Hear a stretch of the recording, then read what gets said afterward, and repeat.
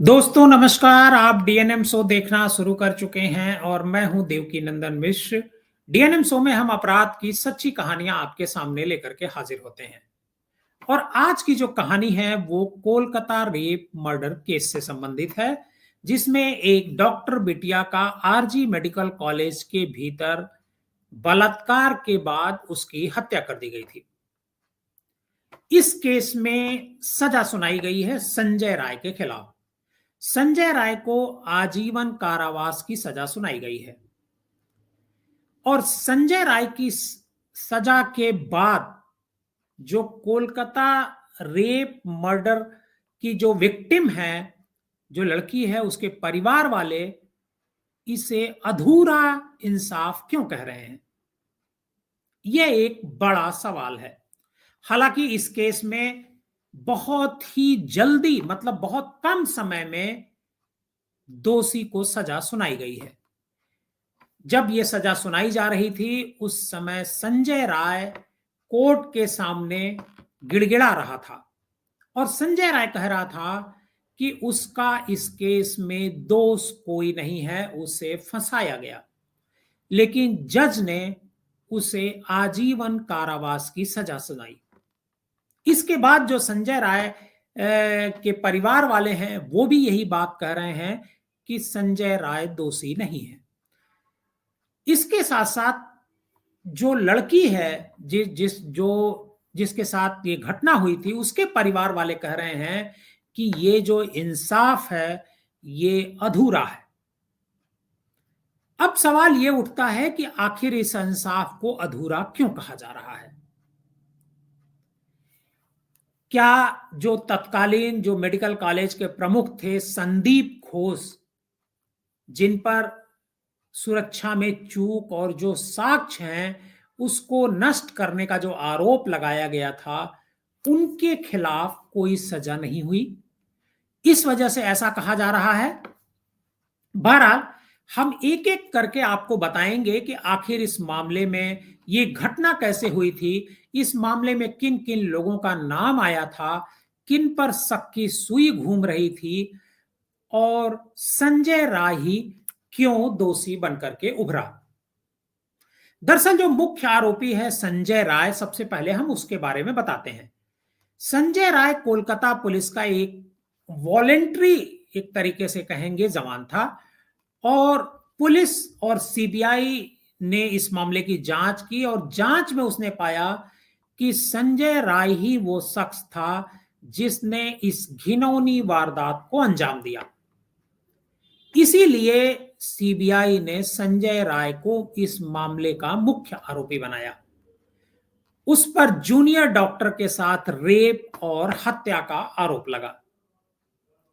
दरअसल वारदात के दिन पीड़िता जूनियर डॉक्टर को अस्पताल के सेमिनार हॉल में मृत पाया गया था, जिसके जिस्म पर गंभीर चोट के निशान पाए गए थे। पुलिस जांच में सामने आया कि संजय राय उस समय घटना स्थल पर मौजूद था जब जूनियर डॉक्टर अपने जो वेटिंग रूम थी उसमें मौजूद थी। उसके खिलाफ डीएनए भी एक अहम सबूत साबित हुआ, जिससे इस मामले में उसकी संलिप्तता शामिल हुई। दरअसल डीएनए संजय राय का मैच किया। इसके साथ साथ संजय राय को 10 अगस्त को सीसीटीवी फुटेज के आधार पर गिरफ्तार किया गया और बाद में 20 जनवरी, मतलब 20 जनवरी को उसे दोषी मानते हुए आजीवन कारावास की सजा कोर्ट ने, मतलब लोअर कोर्ट ने सुनाई।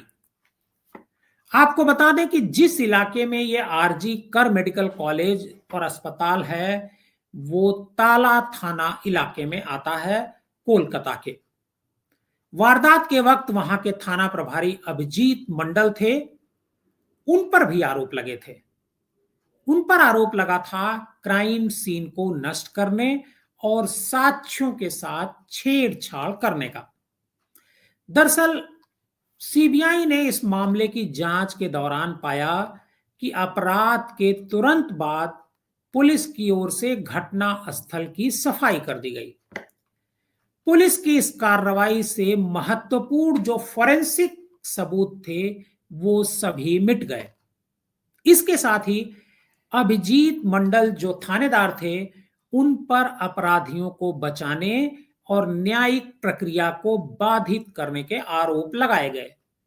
उस दौरान उन्हें सस्पेंड कर दिया गया और 14 सितंबर को सीबीआई ने अभिजीत मंडल को गिरफ्तार किया। बाद में सीबीआई ने अदालत को बताया कि दोनों पूछताछ में सहयोग नहीं कर रहे हैं, लेकिन कुछ दिनों बाद कोर्ट ने अभिजीत मंडल को जमानत दे दी। सीबीआई ने पुलिस लापरवाही के कई मामले इसमें खुलासे किए।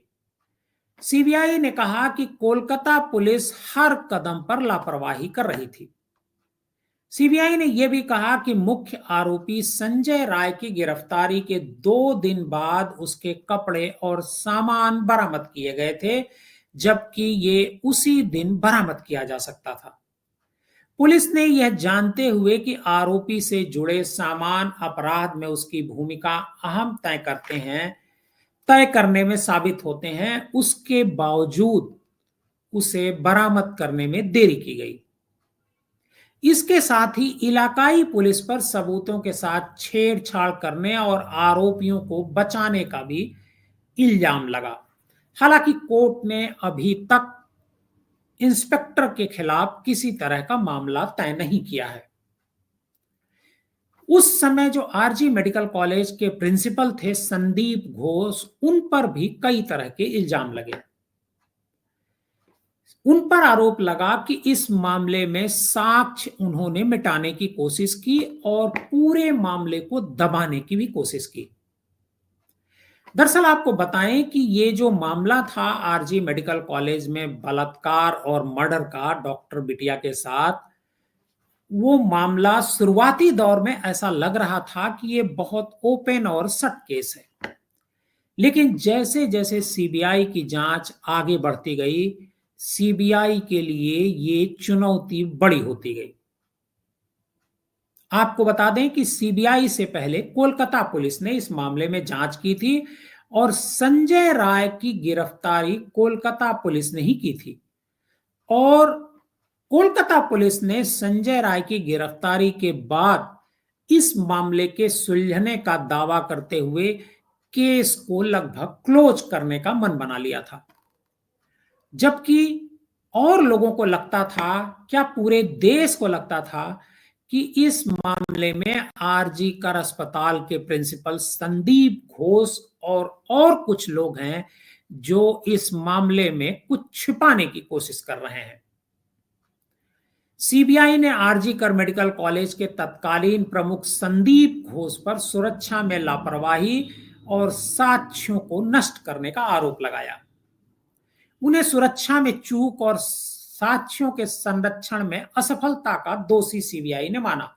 उन पर आरोप है कि घटना के बाद उन्होंने सेमिनार हॉल को जल्दी से साफ करवा दिया, जिससे क्राइम सीन खुर्द बुर्द हो गया। कोलकाता हाईकोर्ट के निर्देश पर यह मामला सीबीआई को दिया गया था। सीबीआई ने जब जांच शुरू की तो कई चौंकाने वाले तथ्य प्रकाश में आए, जैसे सुरक्षा कैमरों का काम न करना। मतलब जहां पर यह घटना हुई वहां पर जो सीसीटीवी कैमरे लगे हुए थे, वो उनमें से कई काम नहीं कर रहे थे।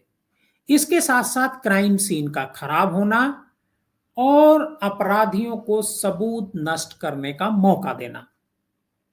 आपको बता दें कि सीबीआई ने इस पूरे केस में डॉक्टर संदीप घोष को अपने आप में एक संदिग्ध कैरेक्टर माना। हालांकि संदीप घोष की सत्ता और स्वास्थ्य मंत्रालय में अच्छी खासी पैठ रही। इतनी जबरदस्त पैठ कि जब आरजी मेडिकल कॉलेज के अस्पताल के प्रिंसिपल को चुनने के लिए इंटरव्यू हो रहा था, तब उस इंटरव्यू में वे 16वें नंबर पर थे। इसके बावजूद उन्हें प्रिंसिपल बनाया गया था। इसके बाद 2 ऐसे मौके आए जब इन्हें आरजी कर अस्पताल से ट्रांसफर भी किया गया, लेकिन ट्रांसफर ऑर्डर निकलने के बावजूद दोनों बार न सिर्फ उन्होंने इस ऑर्डर को रुकवाया, बल्कि इसी आरजी कर अस्पताल में डटे रहे।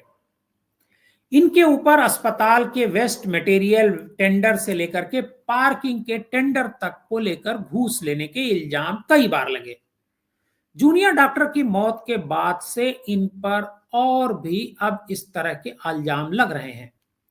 हालांकि गिरफ्तारी के बाद 13 सितंबर 2024 को सियालदह कोर्ट ने पेऊर प्रिंसिपल संदीप घोष को जमानत दे दी थी। सीबीआई ने आरजी मेडिकल कॉलेज से जुड़े भ्रष्टाचार के मामले में हालांकि आरोप पत्र दाखिल किया है, लेकिन अभी इस मामले में सुनवाई शुरू नहीं हुई है। आपको बता दें कि पूर्व प्रिंसिपल संदीप घोष पर अनियमितता, अवैध कमीशन लेने और नियुक्तियों में हेर फेर के कई आरोप लगे थे। आरजी कर मेडिकल कॉलेज के पूर्व प्रिंसिपल संदीप घोष से जांच एजेंसी सीबीआई कई बार पूछताछ कर चुकी है। संजय राय के अलावा वो अकेले शख्स थे जिनसे महज 4 दिनों में सीबीआई ने 53 घंटे तक पूछताछ की थी। संदीप घोष हमेशा से विवादित रहे हैं और इस घटना में पुलिस जब जांच कर रही थी तो वो भी संदीप घोष को बचाने की कोशिश कर रही थी। आपको बता दें कि इसमें जो दूसरे आरोपी थे अभिजीत मंडल, जो इंस्पेक्टर थे उस इलाके के ताला थाना के, उन्होंने सबूत नष्ट करने का काम किया। सीबीआई ने उनके खिलाफ भी आरोप लगाए, लेकिन 90 दिन के भीतर पूरक चार्जशीट दाखिल न करने के बाद अदालत ने उन्हें जमानत दे दी। आपको बताएं एक बार कि उस घटना में आखिर हुआ क्या था, जिसमें एक बिटिया को जो है उसके साथ सेमिनार रूम में मर्डर होता है, पहले बलात्कार होता है, उसके बाद मर्डर होता है। दरअसल सुबह 4 बजे चेस्ट मेडिसिन के सेमिनार रूम में संजय राय पहुंचता है, ऐसा सीबीआई की चार्जशीट कहती है। उस वक्त जूनियर डॉक्टर कंबल ओढ़कर सो रही थी। इसका फायदा उठाकर जो संजय राय है उसने पहले उसके शरीर पर कई हमले किए, फिर उसने कंबल हटाया। इसके बाद डॉक्टर ने विरोध किया तो उसने हमला कर दिया। पीड़िता के बाएं गाल पर चोट के निशान इसकी तस्दीक भी करते हैं। उसके गाल पर नाखून की खरोंचें भी मिली हैं। हमला करने के बाद संजय राय ने डॉक्टर बिटिया का गला पकड़ा और चेहरे और पेट और छाती पर कई मुक्के मारे। इससे पीड़िता बेहोश हो गई और आरोपी यानी संजय राय ने उसके साथ बलात्कार किया, ऐसा कहा जा रहा है और यही चार्जशीट सीबीआई ने दाखिल की है। संजय राय को फिलहाल आजीवन कारावास की सजा सुनाई गई है, लेकिन जो उसके परिवार वाले हैं वो संदीप घोष और अभिजीत मंडल के खिलाफ कोई सजा न होने से बहुत दुखी हैं और वो इसे अधूरा इंसाफ मान रहे हैं। डीएनएम शो में आज की कहानी में बस इतना ही।